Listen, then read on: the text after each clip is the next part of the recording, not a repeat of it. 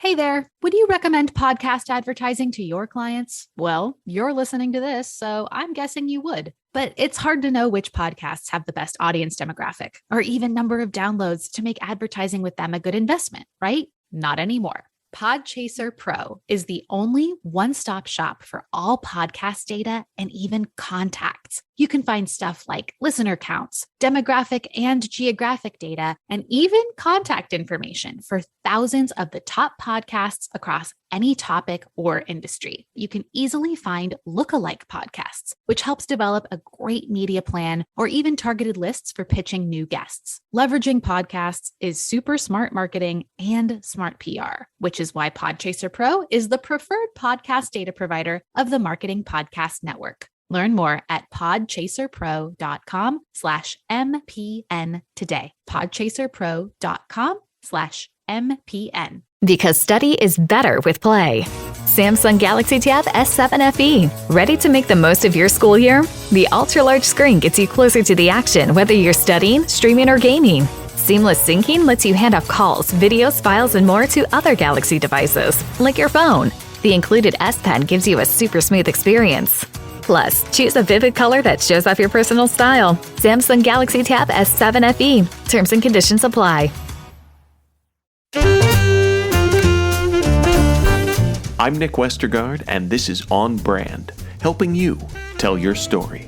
My guest this week is Raj Venkatesan. AI is something that is going to help marketers, but if you are in marketing, you do what you do best, provide excellent and superior customer service. And what AI does is allows you to scale this customer service and personalize it. Raj is the co-author of the AI Marketing Canvas, a 5-stage roadmap to implementing artificial intelligence in marketing. He is the Ronald Trzcinski Professor of Business Administration in the Darden Graduate School of Business Administration at the University of Virginia.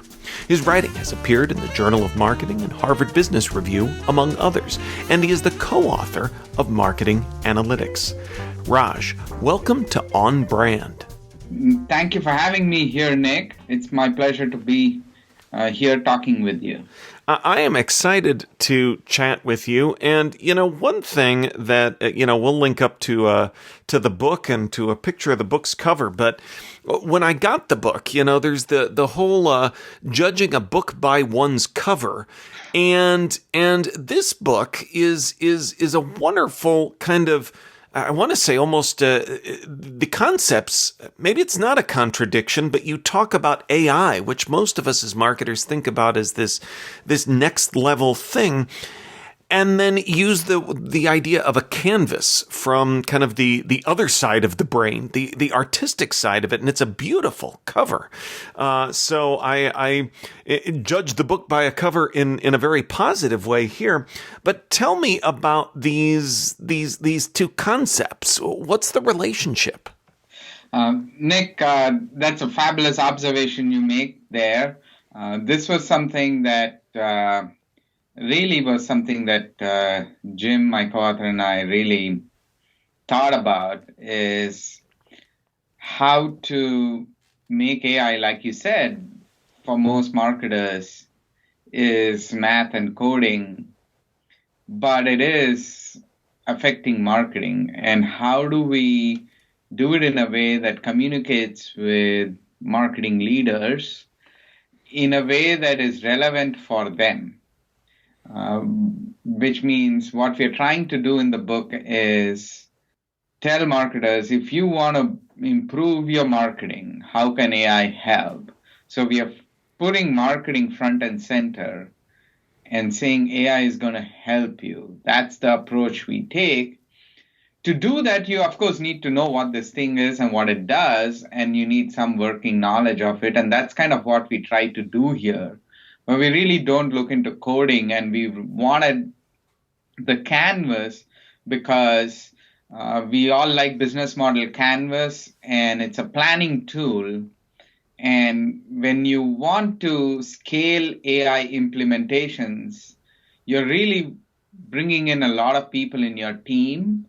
It's a lot of people with different backgrounds coming together, working towards a common objective. And the canvas really reflects that and provides a working document for the team to work together in using AI in their marketing. And it also reflects the fact that we view this as a journey, as a process, rather than a tool you buy and you turn the switch on. That's fascinating. And in looking at the book, I love how you frame things in terms of these two questions that I think that you continue kind of hitting the nail on the head in terms of what we're looking for and asking here. Because you note the first of those two questions of marketers, you and Jim, how should modern marketers be thinking about artificial intelligence and machine learning? So that's a big question. Would you mind unpacking that a bit? Sure. Yes. So the scenario when we present this in the book is it's like a made up fictional scenario. It's a bit facetious, but not too uncommon. Is like the CEO asking the CMO, "What's our AI strategy?" and the CMO, like rushing back to his or her team and asking, "What is our AI strategy?" And that is the answer we want to give first in the book is what is the North Star? What do you do with AI? And the approach we take here is that AI is something that is going to help marketers, but if you are in marketing, you do what you do best, provide excellent and superior customer service. And what AI does is allows you to scale this customer service and personalize it. So what do I mean by that? So the example I like is, there's a coffee shop in Charlottesville called Shenandoah Joe. It was started by Mr. Joe and, a gregarious guy. And it's a nice coffee shop, but the attraction is Mr. Joe. And, if he's there, he'll greet you by the name if he knows you. And, he's involved in the local farmers market. He knows people. And he really provides a personal experience when you come to his store. Now, Mr. Joe has gotten, popular. He's opened 2 or 3 stores in Charlottesville. And, you can see probably Mr. Joe in one of these stores, not in the other 2. Now, what if he gets even more popular, wants to go to Richmond, Williamsburg, Virginia Beach, or DC, and suddenly he's Starbucks and has 19 million people on his loyalty program? How can he still deliver the same kind of personalized, warm welcome and experience for all his 19 million customers? And that's the challenge Starbucks faces. And so where AI can help is allow Mr. Joe to still have the same feeling in the first store that he opened when he's opening his 6,000th store.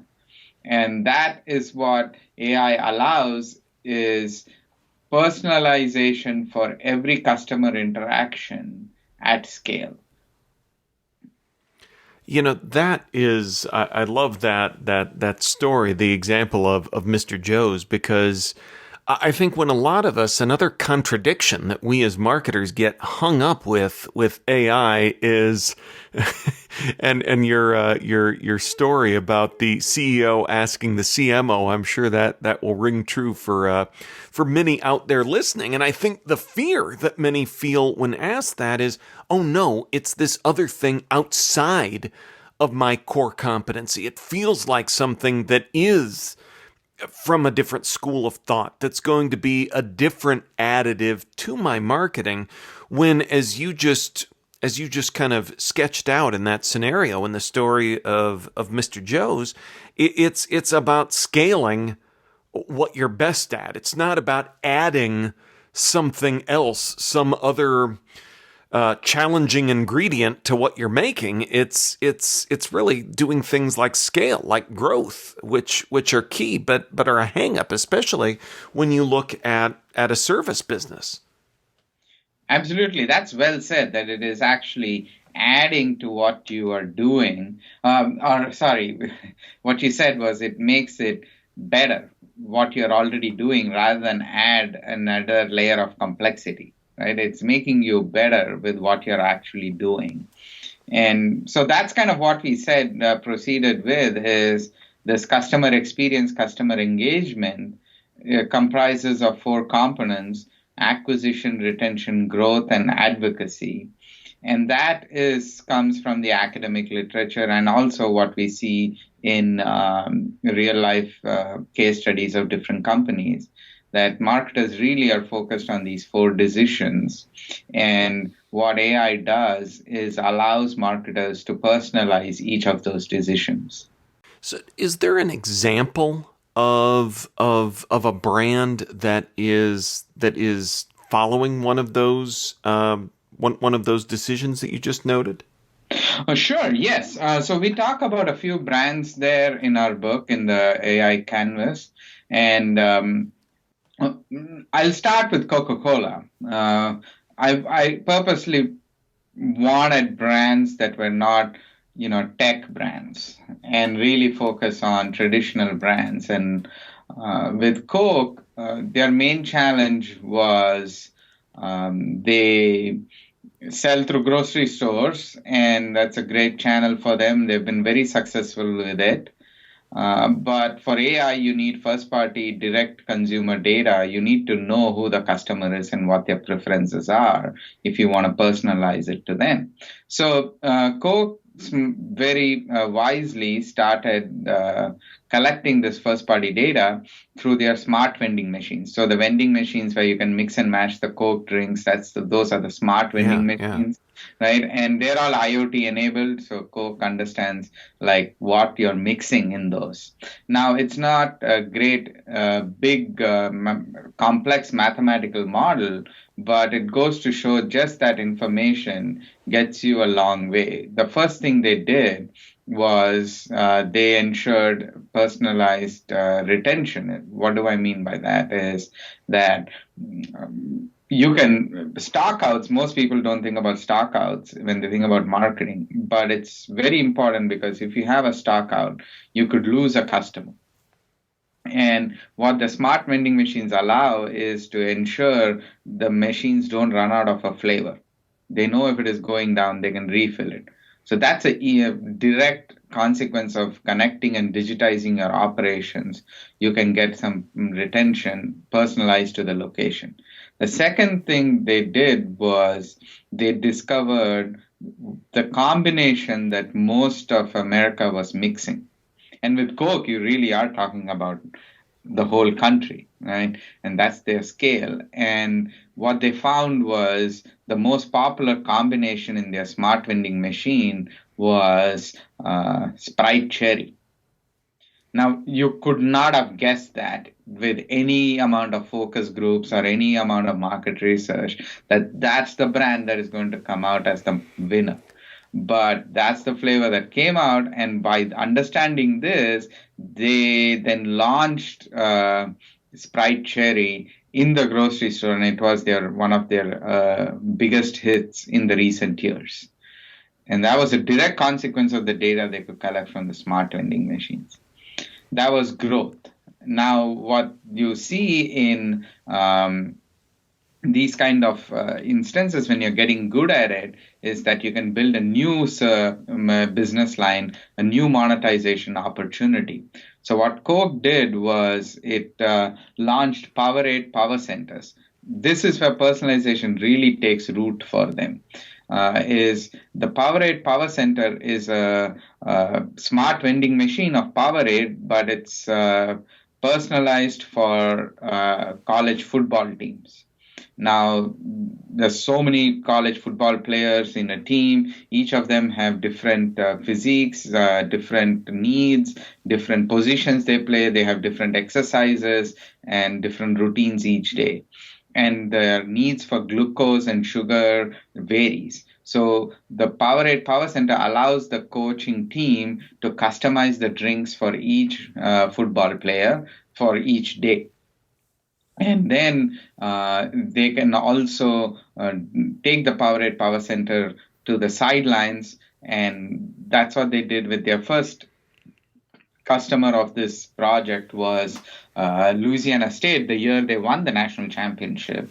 And of course, Coke has a nice marketing spin on this. Is like the juice they created for Louisiana State out of this was called the Tiger Juice. So that's like a nice little side anecdote there about what they did.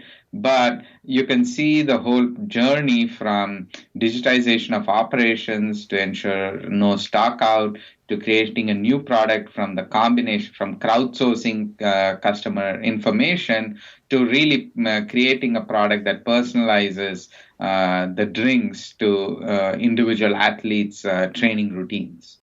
Well, those are fascinating stories and applications. And when you mentioned all of that, you noted Sprite Cherry, and that is my son's favorite soft drink, and I'm able to get it at the store. And I will tell him, because we all know how hard it is to explain, all of us marketers listening, what it is that we do to our or how we spend our time, what we do for a living. I'll just say that a marketer was responsible for Sprite Cherry's existence. I should get some points there. That will make you a superhero. On Brand will be right back after this.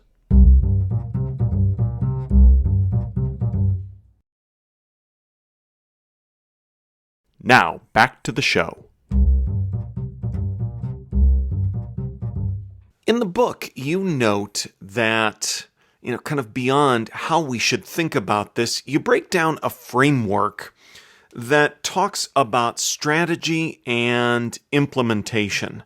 So now that we are thinking differently, and this is especially timely going into a new year, where should a brand start in considering potential AI overlays?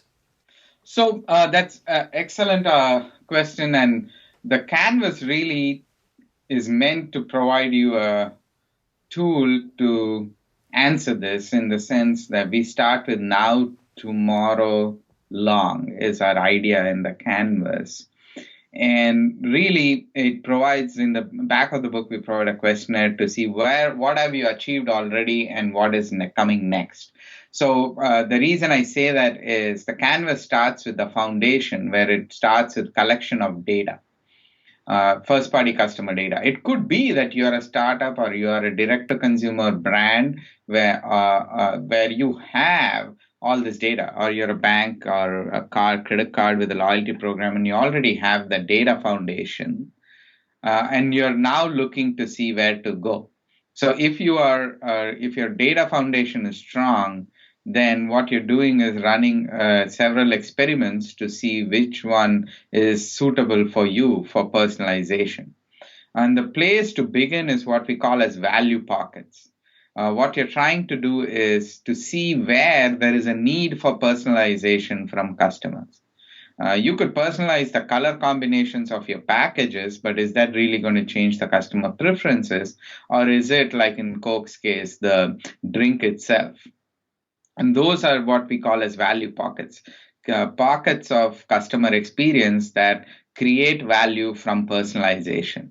And as a brand, you need to you will have an understanding of what drives your customer preferences, and see where personalization is possible there, and let a few experiments run. And that would be the first step after the data foundation, to really start figuring out what your individual journey is through AI. So in talking about relevant data and that data foundation, I feel like we have so much these days. How do you know if you have a strong data foundation? Great question. The way you never have the perfect data. Let me start there. And if you wait for that perfect data, it'll be too late before your competition will get ahead of you. So how do you know you have the perfect data is basically, do you have enough information to do the personalization you want? So if you're running an email campaign, do you have the email list? And if you want to customize the subject line, do you know the preferences of the customers in terms of, for example, do you know the name and do you know their past purchase history to know what kind of products they bought to make an inference about what new products to sell to them. So it could be as basic as I have the customer's email ID, I know what they bought before, I know their name. That will allow me to run an email campaign. So that is a data foundation to begin with. So depending on the task, do you have the enough information to execute the task? And that's kind of how we think about data foundation rather than a massive project where you collect all sorts of information beforehand. So it's almost like an iterative process. Well, and you just said the magic word again there in terms of process, because like so many things in marketing, especially it feels like as we come across new advances in marketing, we're consistently moving away from a place where we have things that we can set and forget, that this is something that's ongoing, that even Coke isn't stopping at Sprite Cherry. So what does the ongoing AI work look like internally for marketing teams? So the ongoing, once you start with the experiments, and the experiments are primarily around personalizing one aspect of customer engagement. So that could be either acquisition, retention, growth, or advocacy. And once you know some ROI gains from that, you are looking at adjacent activities. So if you had personalized acquisition, can I personalize retention, and so forth. And around this time, you're also appointing a marketing champion for AI. And this person's role is spearheading the activities for AI and really also coordinating with the other groups like operations or finance or sometimes even customer experience is a different group. And the objective here is to do more than one activity, try to personalize it and try to use AI in personalizing it. The step after that is where you're really transforming your entire customer experience using AI and personalization. At this time, it becomes a board level activity because so far you may have worked with a vendor, and around this time you bring the capabilities in-house. Either you build it or you buy an AI company. And so those are heavy, big investments that require involvement from the C-suite. But hopefully you have got the data from the experimentation stage till now that will give you the financial backing and the numbers to say justify this investment. After transformation is really the last stage, which we see as monetization, which is where you saw with the Powerade Power Center or with Starbucks that we were talking earlier. They have done really well with AI, but they've also created a platform for other coffee shops to use their technology to personalize their own customer experiences. So you're really creating a new revenue source because you've become best in class in this category. So it's a journey of starting with data experimentation to transformation and monetization. And we talk about in the book a lot of success stories, but there are also, things that didn't go well along the way that you learn from and use those learnings and put it to play in your next experiment or next phase. So, say someone is out there listening to this episode, thinking about all of this, and You just mentioned appointing a marketing champion for AI internally. Say someone's listening out there thinking, you know what, I should jump on that. That should be me. They're listening to this podcast. Obviously, the next step would be to buy the book, the AI Marketing Canvas. But from there, what should this person that wants to be that marketing champion for AI, what's the next first big step? I think the first step is to use the I would, I really think you should, the Canvas tool and the questionnaire that comes along with it gives you a list of exhaustive checklist of things you need to think about and things you need to find out about your current activities, right? So the first step is an audit of what we are doing now and what kind of data do we have now and what is needed next. And I would say that is the first step, is to find out what your team is up to and what all activities are going on, and have a list, have an audit of that, and see what data is used for that. And then look at the canvas to see which stage we are in and where do we go next. Great questions, great things to consider.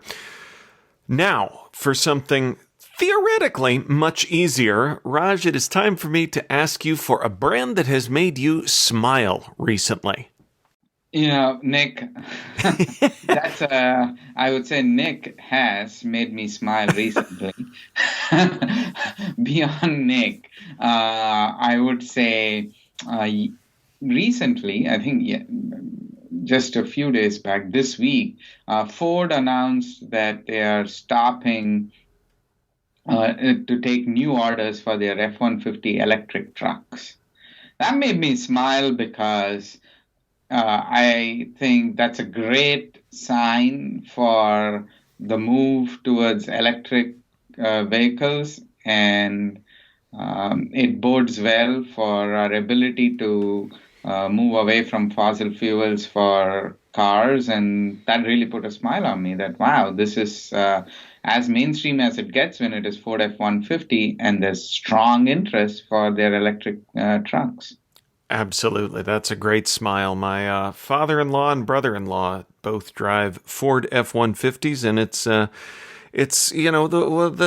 one of the, I think for a long time, the top selling model. So if we are closer to meeting that need, absolutely hit the nail on the head, and hopefully some big smiles for years to come. Raj, where can folks go to learn more about who you are and what you do? So the website we have is aimcbook.com, and the University of Virginia has a website for the professors, and that is primarily where a lot of my details are. I do have 2 courses on Coursera on marketing analytics and AI in marketing. So those would be some venues where you can find more about what I do, and I share information in those websites. Awesome. Well, again, we'll link up to all of that in our show notes at onbrandpodcast.com. Raj, thanks for being on brand with us. Thank you, Nick. Great to be here. And if you like what you're hearing, if we've made you smile, remember you can listen free on Spotify, Apple Podcasts, or whatever your favorite platform may be. Until next week, I'm Nick Westergaard, and I'll see you on the internet.